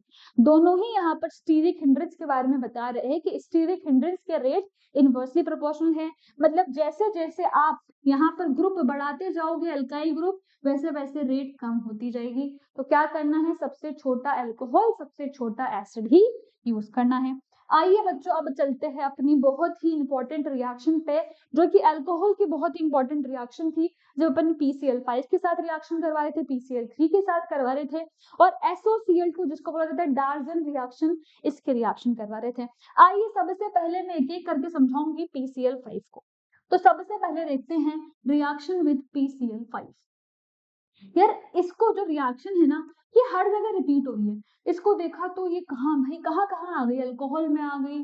ठीक है, सब्स्टिट्यूशन रिएक्शन है, नॉर्मल सी बात है। तो सब्स्टिट्यूशन होता है, SN2 होता है।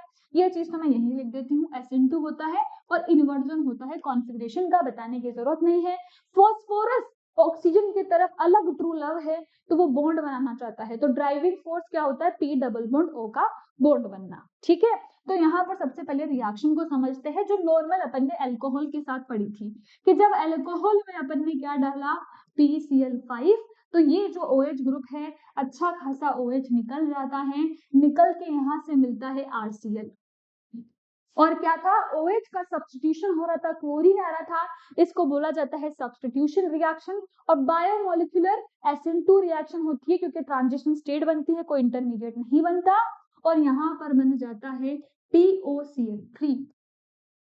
बहुत इंपॉर्टेंट है ये POCl3, बहुत इंपॉर्टेंस है इसकी, क्योंकि यहाँ पर क्या बनता है, P डबल बॉन्ड O, जिसकी वजह से यहाँ पर ये ड्राइविंग फोर्स होता है इस पूरी रिएक्शन को करवाने का।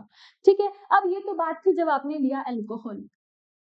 आप गए आगे, आपने बोला यार और भी रिएक्शन देख लेते हैं इसकी किस किस के साथ कराता है। आप गए एसिड के पास, आप गए एसिड के पास। आपको पता है एसिड में भी एक अल्कोहल है, और अल्कोहल का तो ये बहुत ही बढ़िया दुश्मन है, उसको रिप्लेस करता है, और रिप्लेस कर कर खुद क्लोरीन को क्या कर देता है, अटैक कर देता है। सेम चीज यहाँ होगी, ऑक्सीजन का रिप्लेसमेंट होगा, और यहाँ से बन जाएगा क्या, RC डबल बॉन्ड OCl। ठीक है, मतलब एसिड हलाइड बनाने के रिएक्शन भी देख लिया आपने, जब आप क्या करोगे, एक कार्बोक्सिलिक एसिड में PCl5 को ऐड करोगे, या किसी भी क्लोरीन का सब्स्टिट्यूएंट जैसे PCl3 को करोगे तब भी सेम मिलेगा। ठीक है, एसिड हलाइड मिल जाएगा और POCl3 निकल जाएगा। आप यहाँ तक नहीं माने, आपने बोला और एसिड डेरिवेटिव भी होते हैं, आइए उनके साथ भी रिएक्शन देखते हैं। और आप आगे आगे चले, और आप किसके पास गए बच्चों, आप गए यहाँ पर एनहाइड्राइड के पास। आपने सोचा अच्छा खासा बड़ा ग्रुप है, इसको तो क्या PCl5 डुबा पाएगा, पर PCl5 की पावर बहुत ही तगड़ी है।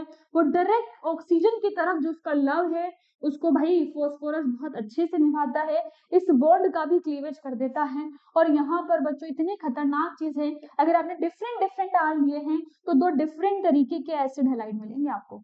दोनों जो आर है, उन दोनों ही आर से जो डिफरेंट डिफरेंट तरीके के एसिड हैलाइड मिलेंगे, एक से मिलेगा RC डबल बॉन्ड OCl, और दूसरे R डैश से भी मिलेगा R dash C double bond OCl।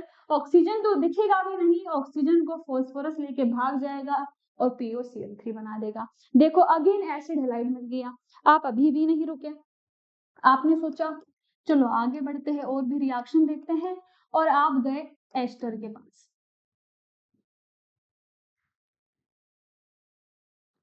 बच्चों आप नहीं रुके, आप गए एस्टर के पास। एस्टर की रिएक्शन आपने देखी, एस्टर के पास गए, एस्टर के अंदर PCl5 डाला। एस्टर सोचता है मैं तो अच्छा खासा बढ़िया ग्रुप हूँ, मुझे थोड़ी निकाल पाएगा, पर इसको भी निकाल फेंकता है, और यहाँ से भी बना देता है क्या, क्या बन रहा है हर जगह, acid halide. RC double bond OCl आ जाता है, एसिड हलाइड मिल जाता है। ठीक है, अब आप किसके पास गए, आपने क्या क्या देख लिया, एस्टर देख लिया, अनहाइड्राइड देख लिया, कार्बोक्सिलिक एसिड देख लिया। आप बच्चों यहाँ पर गए ईथर के पास। आपने सोचा ईथर के साथ तो ये कुछ नहीं कर पाएगा, ईथर ना ही तो एसिड डेरिवेटिव है, कुछ नहीं हो पाएगा।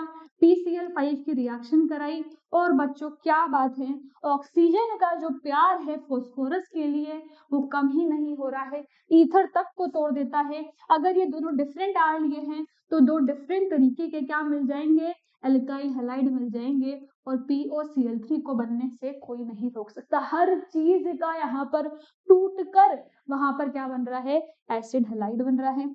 आप नहीं माने, आपने सोचा चलो यार आगे चलते हैं, जब इतने सारों के साथ रिएक्शन कर रहा है तो अमाइड के साथ तो कर ही रहा होगा। आप गए अमाइड ग्रुप के पास, और ये बच्चों बहुत इंपॉर्टेंट केस है, अमाइड के साथ जब रिएक्शन कराओगे, आपने सोचा जब इसने इतने बड़े बड़े ग्रुप को मात खिला दी, तो अमाइड तो क्या है, यहाँ पर भी ये NH2 ग्रुप निकलेगा, एसिड हैलाइड मिलेगा।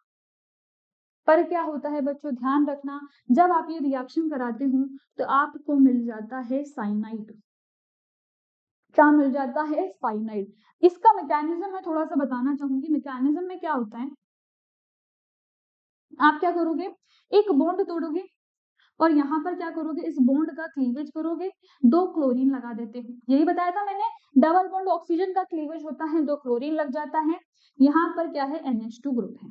अब क्योंकि इसके पास लोन पेयर है, ये बोलेगा भाई आइए बॉन्ड बनाते हैं, डबल बॉन्ड का फॉर्मेशन करते हैं, एक क्लोरीन को बाहर निकालो। जैसे ही क्लोरीन को बाहर निकालता है, यहाँ पर आ जाता है डबल बॉन्ड NH। ठीक है, इसके पास अभी भी लोन पेयर है, ये बोलता है भाई एक और लोन पेयर, एक और बॉन्ड बनाते हैं, जो एक और क्लोरीन है उसको भी निकालो, और जिससे आपको फाइनली फिर ये RCN मिल जाता है। इस तरीके से रिएक्शन चलती है। याद रखना, जब जब PCl5 की रिएक्शन करवानी है, सिर्फ एक चीज याद रखना, क्या करना है, अगर डबल बॉन्ड ऑक्सीजन है, दोनों को हटा के ये Cl लगा देता है। क्या करता है, Cl लगा देता है। आइए देखते हैं, जब ये एल्डिहाइड किसके साथ रिएक्शन कर रहा है, एल्डिहाइड और कीटोन के साथ। सभी की रिएक्शन में एक बार बता रही हूँ, क्योंकि इनकेस क्या है, आपको वो वाली रिएक्शन जब इसको पढ़ रहे हो तब याद आनी बहुत जरूरी है। ठीक है, और इसको क्योंकि ये इंपॉर्टेंट रिएक्शन है, इसको अपन बॉक्स में बंद कर लेते हैं। एक ही चीज है जो साइनाइड बना रही है, बाकी सब तो एसिड हैलाइड बना रही है, तो इंपॉर्टेंट तो हुई सही भाई। फिर आप गए किसके पास, एल्डिहाइड के पास, C double bond OH। Aldehyde की जब रिएक्शन करवाई गई PCl5 के साथ, अभी मैंने बताया इसका काम क्या है भाई, इसका एकमात्र काम है इस डबल बॉन्ड ऑक्सीजन को तोड़ना और 2 क्लोरीन को अटैच करना। 2 क्लोरीन, 2 बॉन्ड टूटे हैं, 2 क्लोरीन अटैच होगा। यहां से आपको देखने को मिलेगा, क्या बोलते हैं, जब एक ही कार्बन पे 2 different functional group, sorry 2 same functional group attach हो, उसको बोलते हैं जेम। अगर एक पर्सन में बहुत सारी क्वालिटीज होती है, उसको बोलते हैं ना जेम ऑफ अ पर्सन, बहुत अच्छा पर्सन है, जेम पर्सन है, तो वो जेम से ही होता है जेम डाइहैलाइड। एक ही पर्सन में बहुत सारी अच्छी क्वालिटीज होना, बहुत सारे अच्छे फंक्शनल ग्रुप होना। ऐसे ही आप गए कीटोन के पास, कीटोन भी सेम करता है।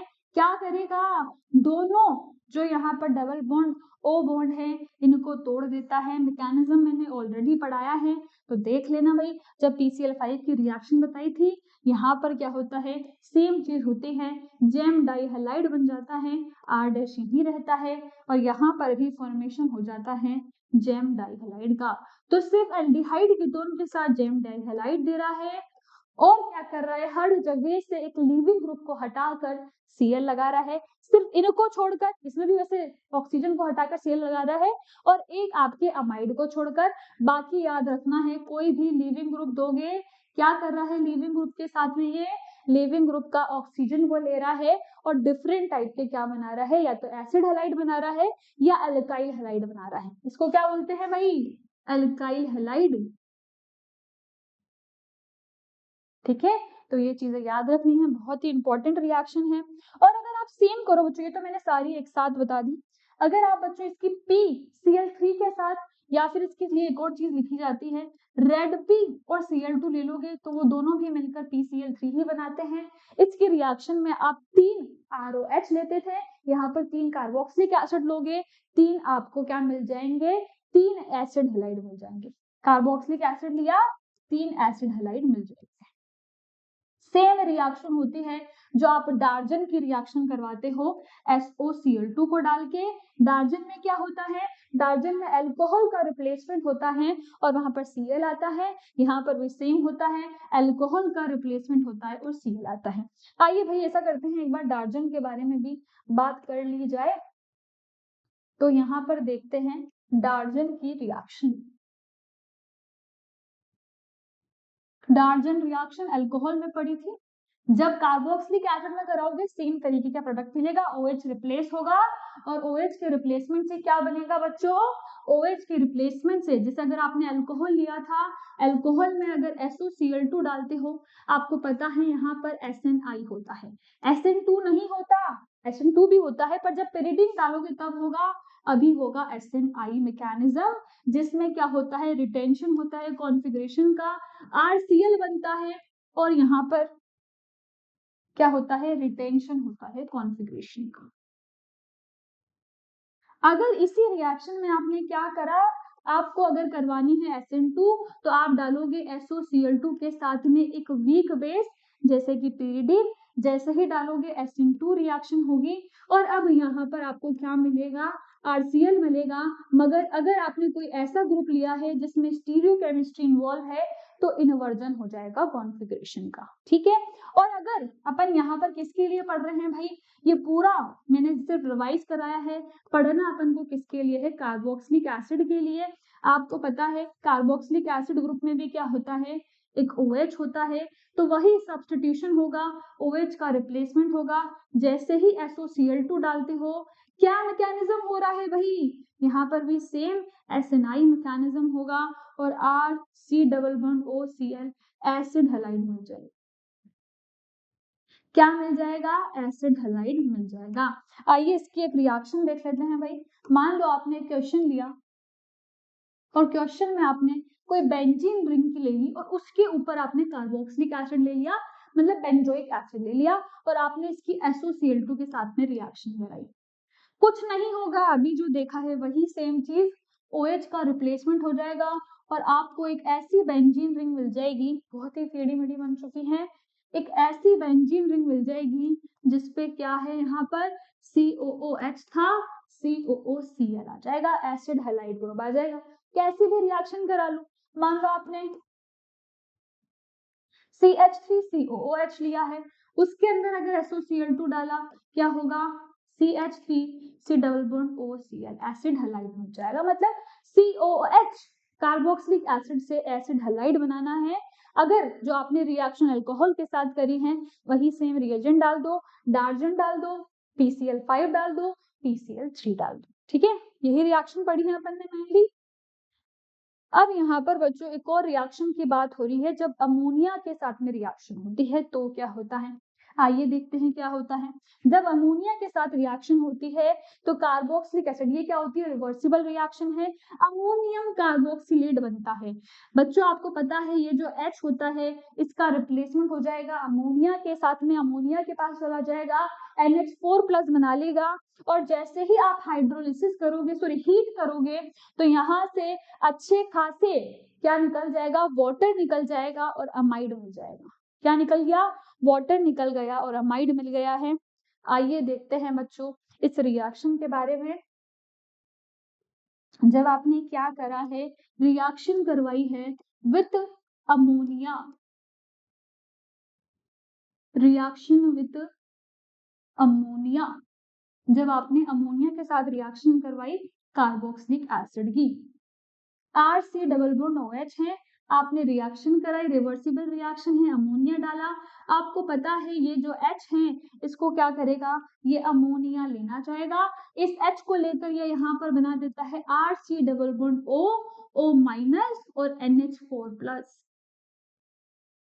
क्या बोलते हैं इसको, अमोनिएटेड कार्बोक्सिलेट, क्या बोलते हैं, अमोनिएटेड कार्बोक्सिलेट, जिससे बच्चों यहाँ पर जैसे ही आपने हीट कराया तो H2O बाहर निकल गया और क्या बात है, मिल चुका है अमाइड। क्या मिल गया भाई, अमाइड ग्रुप मिल गया।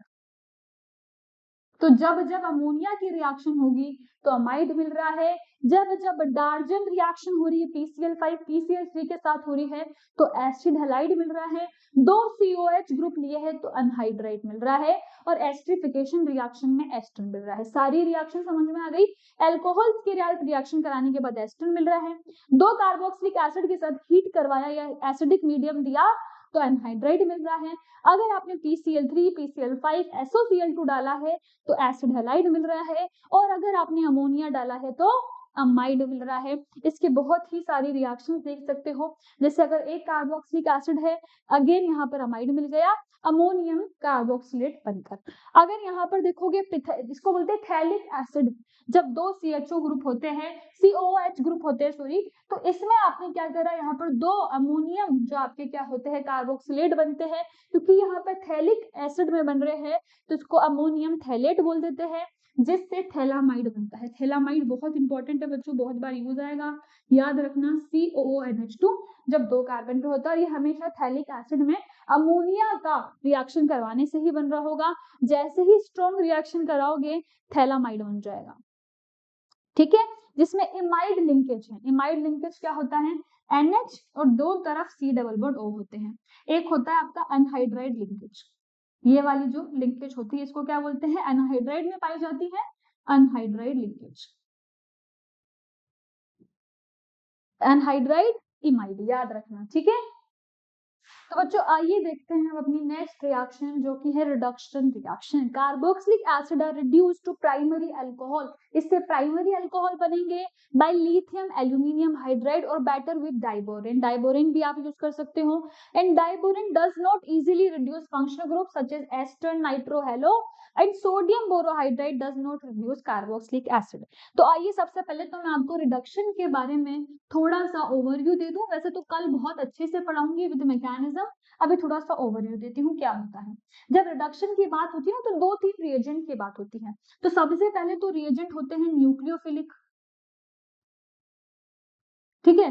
अब भाई इलेक्ट्रोफाइल में कुछ बिगाड़ा तो है नहीं, तो रिएजेंट इलेक्ट्रोफिलिक भी हो सकते हैं, ठीक है। न्यूक्लियोफिलिक भी होते हैं, इलेक्ट्रोफिलिक भी होते हैं। तो जो न्यूक्लियोफिलिक रिएजेंट होते हैं उसमें आप दो तरीके के रिएजेंट पढ़ते हो। एक तो होता है NaBH4 जिसको बोलते हैं सोडियम बोरोहाइड्रेट, और एक होता है LiAlH4 जिसको बोलते हैं लिथियम एल्यूमिनियम हाइड्राइड। हाइड्राइड का मतलब है ये सब के सब हाइड्रोजन देने वाले हैं। इलेक्ट्रोफाइल में भी सेम होता है, सब के सब दे तो हाइड्रोजन ही रहे, बस इसमें इलेक्ट्रोफाइल होता है। इसमें आता है डाइबल H। डाइबल H की फुल फॉर्म क्या होती है, di isobutyl aluminium hydride, DIBAL H बोलते हैं। साथ ही में ये BH3 जो इसको डाइबोरेन बोलते हैं या फिर B2H6, ये सारे दोनों क्या है, इलेक्ट्रोफिलिक रिएजेंट है। तो ये ओवरव्यू है इसका।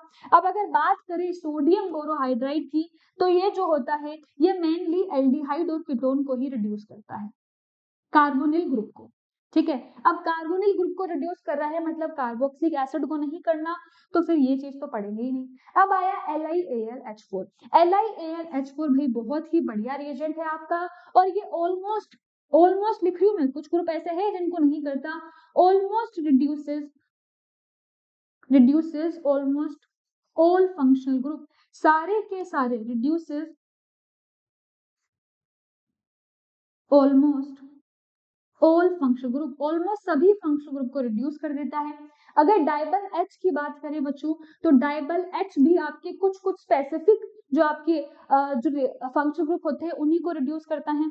जैसे कि एक दो रिएक्शंस मैंने बताई थी कि जब RCN लिया था तो क्या कर रहा था ये, जब साइनाइड लिया था तो साइनाइड को किसमें चेंज कर रहा था, एल्डिहाइड में। इसको कॉन्ट्रैक्टर ऑफ एल्डिहाइड भी बोला जाता है क्योंकि एल्डिहाइड बनाता है।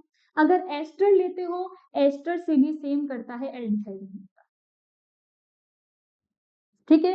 और अगर B2H6 की बात करें, ये एक इलेक्ट्रोफिलिक रिएजेंट है, ये भी आपको हाइड्रोजन ही देगा, और ये भी आराम से COH जो ग्रुप होता है कार्बोक्सिलिक एसिड ग्रुप, उसको रिड्यूस कर देता है। मतलब यहाँ पर एक चीज तो बहुत ही ज्यादा कॉमन है कि जब जब आपको रिडक्शन करवाना है आप दो रिएजेंट का बहुत अच्छे से यूज कर सकते हो। एक है LiAlH4 और एक है B2H6 जिसको डाइबोरेन बोला जाता है।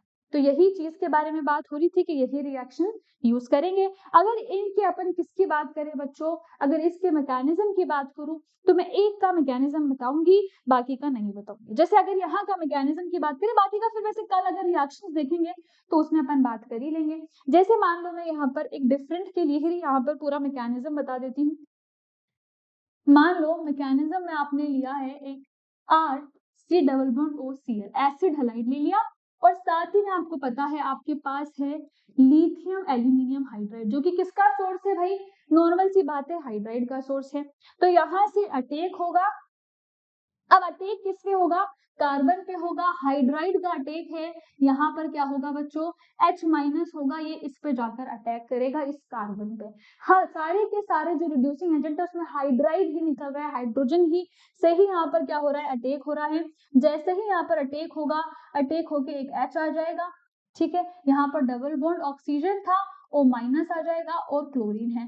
आपको पता है माइनस खुश नहीं रहने देता, वो भी ऑक्सीजन पे माइनस, इसको फोर्स करेगा कि क्लोरीन को हटा दो। इसको बोलेगा, इसको बोलेगा क्लोरीन को हटा दो, इसको मजबूरन क्लोरीन को हटाना पड़ेगा, जिसकी वजह से यहाँ पर आ जाएगा RCO माइनस और यहाँ पर आ जाएगा H। अब अपने पास भाई LiAlH4 तो खत्म होना ही हुआ है ना, तो बाकी के जो आपके LiAlH4 हैं वो बहुत सारी रिएक्शन करते हैं, जितने हाइड्रोजन हैं उतने ग्रुप से ये पूरा का पूरा ग्रुप रिप्लेस हो जाता है। मतलब यहाँ पर आ जाएगा RCO माइनस, कार्बन की भाई 4 ही वैलेंसी रखोगे ना, चारों वैलेंसी आ गई, ये 4 बार आ जाएगा और LiAl, मतलब चारों हाइड्रोजन से ये चारों यहाँ पर 4 ग्रुप रिप्लेस हो चुके हैं। और रिप्लेस होने के बाद क्या करना है, सिर्फ हाइड्रोलिसिस करा दो, मतलब आपने 4H2O इसके अंदर डाल दिए, जिससे आपको मिल जाएगा प्राइमरी अल्कोहल RCH2OH, साथ ही में LiOH निकल जाएगा, और यहाँ पर जो आपका Al था वो 3 OH3 के साथ में लेकर निकल जाएगा। और इस तरीके से इसका मैकेनिज्म चलता है जब आप लिथियम एल्यूमिनियम हाइड्राइड का यूज करते हो। किसका सोर्स है, हाइड्रोजन का, याद रखना। अगर इलेक्ट्रोफाइल की बात होगी तो इलेक्ट्रोफाइल कहाँ अटैक करेगा, ये सारे किस पे कर रहे हैं, कार्बन पे अटैक, क्योंकि एज द न्यूक्लियोफाइल एक्ट कर रहा है। अगर इलेक्ट्रोफाइल पे अटैक कराना है, इलेक्ट्रोफाइल नेगेटिव पे अटैक कराएगा, मतलब वो इस ऑक्सीजन पे अटैक कराएगा। तो बच्चों ये तो मैकेनिज्म हो गया जब अपन ने रिडक्शन कराया है बाय व्हाट, LiAlH4, एक न्यूक्लियोफिलिक रिएक्शन, न्यूक्लियोफिलिक रिएजेंट का, न्यूक्लियोफिलिक रिएजेंट जो कि रिड्यूसिंग रिएजेंट है उसका यूज करा है फॉर रिड्यूसिंग रिएजेंट का, अपन ने क्या करा है, रिडक्शन करवाया है by a nucleophilic reducing reagent. पर अगर अपन ने क्या करवाया, रिडक्शन करवाया by an electrophilic reducing agent को यूज करके, जो कि आपका क्या है B2H6, तो आइए देखते क्या करता है भाई। ये आपने मान लो ले लिया यहाँ पर एक एस्टर ग्रुप ले लिया RC≡OOR', आपको पता है BH3 क्या करेगा, एक किस तरीके का ग्रुप है भाई, एक इलेक्ट्रोफाइल है, सॉरी क्या है, इलेक्ट्रोफाइल है। इलेक्ट्रोफाइल किस पे अटैक करेगा, जिस पे माइनस है, प्लस के पास तो नहीं जाएगा, मतलब यहाँ अटैक करेगा। याद रखना डाइबल H का यूज करते, डाइबल H भी सेम ऑक्सीजन पे ही क्या करता, अटैक करवाता। तो बच्चों यहाँ पर क्या होगा, ये C≡O पे BH3 आके अटैक कर चुका है और यहाँ पर नीचे OR' है। इस BH3 को अगर मैं ऐसे लिखूं, इस BH3 को अगर मैं ऐसे लिखूं कि ये BH2 है और इसका एक हाइड्रोजन है, आपको पता है ये भी हाइड्राइड देता है, मतलब जरूर इसका हाइड्रोजन इस कार्बन पे अटैक कर रहा होगा। जो इलेक्ट्रोफाइल है वो तो ऑक्सीजन पे ही जुड़ रहा है, पर उसका हाइड्रोजन हमेशा किस पे अटैक कर रहा है, कार्बन पे। मतलब यहाँ पर भी क्या होगा बच्चों, यहाँ पर भी ये RC≡O BH2, सिर्फ ये क्या करना है, इसको हटाकर हाइड्रोलिसिस करवाना है और कुछ नहीं करना। अब यहाँ पर एक H आ जाता है और साथ ही में बचता है ये OR'। अब ये दोनों ग्रुप यहाँ से निकल जाएंगे। अगर इसमें आप वाटर डाल के हाइड्रोलिसिस करा लोगे, जिससे आपको मिल जाएगा RCHO, एल्डिहाइड बन जाएगा, ये और ये दोनों ग्रुप यहाँ से निकल जाएंगे। ठीक है, जैसे ही निकलेंगे बच्चों, ठीक है, अब देखना अब क्या होगा, जैसे ही निकलेंगे यहाँ पर क्या होगा, एल्डिहाइड बन गया। एल्डिहाइड में अगेन आपके पास BH3 तो भरा पड़ा है, अगेन BH3 का अटैक हो गया, तो BH3 दोबारा गया, इसने क्या करा, CH है, एक जो डबल बॉन्ड ऑक्सीजन थी उस पे जाकर BH2 और H यहाँ पर आ गया। H अगेन फिर से तरकीब लगाएगा, फिर से कार्बन पे अटैक करेगा, जिसकी वजह से आपको मिलेगा यहाँ पर बच्चों RCH2, और यहाँ पर क्या मिलेगा, एक ऑक्सीजन पे क्या है, ये BH2 जुड़ा हुआ है, हाइड्रोलिसिस होगा, निकलेगा, हाइड्रोलिसिस करवाते ही क्या मिल जाएगा, अल्कोहल मिल जाएगा RCH2OH। तो याद रखना दोनों ही रिएजेंट से रिडक्शन होकर क्या मिल रहा है, अल्कोहल, इधर भी अल्कोहल मिला था, इधर भी क्या मिल रहा है, रिडक्शन होके अल्कोहल ही मिल रहा है। तो ये दोनों चीजें याद रखनी है कि अल्कोहल मिल रहा है, रिड्यूसिंग एजेंट यूज कर रहा है, इलेक्ट्रोफिलिक भी और न्यूक्लियोफिलिक भी। ठीक है, कल बहुत अच्छे से डिटेल में पढ़ेंगे किस तरीके से और रिएक्शंस होती हैं। आइए देख लेते हैं बच्चों डी कार्बोक्सिलेशन को। डी कार्बोक्सिलेशन का मतलब क्या है? कार्बोक्सिलिक ग्रुप का रिमूवल, मतलब CO2 ग्रुप को हटाना। बहुत अच्छे से अपन ने सोडा एंड डी कार्बोक्सिलेशन को पढ़ते हैं। यहाँ पर क्या यूज होता है बच्चों? इस ग्रुप के लिए अपन कौन सा मैकेनिज्म यूज कर रहे थे? तो बच्चों यहाँ पर क्या होता है, ये जो C डबल बॉन्ड O होता है ये CO2 की फॉर्म में रिड्यूस चला जाता है, मतलब रिड्यूस हो जाता है, और यहाँ से CH4 मीथेन मिल जाता है। जब एल्केन पढ़ा था तब बहुत अच्छे से पढ़ा था सोडा लाइम डी कार्बोक्सिलेशन। यहाँ पर पहले क्या बना होगा? सोडियम एसीटेट बना होगा, फिर जिससे आपको मीथेन मिलता है। ठीक है, अब देखते हैं beta carboxylic acid. Beta carboxylic acid क्या है? जब एक अल्फा ये होता है, एक बीटा पे क्या हो? कीटो ग्रुप हो, बीटा कार्बन पे कीटो ग्रुप हो, तो बच्चों यहाँ पर हो जाता है beta D carboxylation. Beta D carboxylation का मतलब यहाँ पर भी सेम ही चीज हो रही है। क्या हो रहा है? C double bond O group निकल रहा है CO2 की फॉर्म में, और आपको पूरा का पूरा एसीटोन मिल गया। एक H जोड़ना था, एल्केन में भी यही हुआ, सेम चीज यहाँ पर हुई, बस आपने एक बीटा कीटो एसिड लिया था, आपको क्या मिल गया? कीटोन मिल गया। क्या मिल गया? क्या है ये? Acetone, ketone. ठीक है, देखो यहाँ पर कुछ एग्जांपल्स थे। कार्बोक्सिलिक एसिड हटाया, हटा के सिर्फ H है, कीटोन मिल गया। दो कार्बोक्सिलिक एसिड थे, दोनों को हटा दो, कीटोन मिल जाए। बीटा कार्बोक्सिलिक एसिड के लिए ध्यान रखना है, जितने भी COH ग्रुप हो सबको हटा देगा, बस वो बीटा पोजीशन पे होना चाहिए, ये ध्यान रखना बच्चों। This is again a very important reaction, Hell Volhard Zelinsky reaction. ये रिएक्शन भी मैंने आपको मीथेन मतलब एल्केन के टाइम पे करवाई थी। रिएक्शन के बारे में अगर बता दूं, कार्बोक्सिलिक एसिड एक ऐसा एसिड होना चाहिए जिसके पास अल्फा हाइड्रोजन एटम हो, or halogenated at alpha position on treatment with chlorine and bromine in presence of a small amount of red phosphorus to give alpha halo carboxylic acid।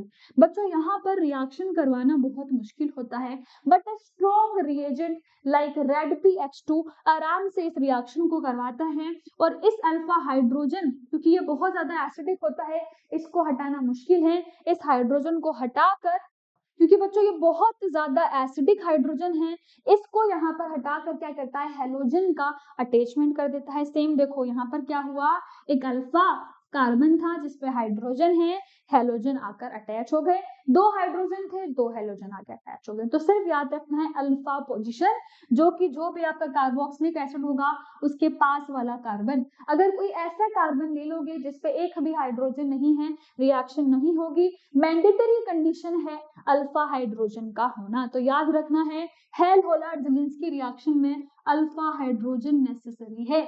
अभी आपको alpha hydrogen ऐसे लग रहा है, अभी अल्डोहल पढ़ोगे, Cannizzaro पढ़ोगे तो समझ में आएगा अल्फा हाइड्रोजन की इंपॉर्टेंस, बहुत इंपॉर्टेंट होते हैं।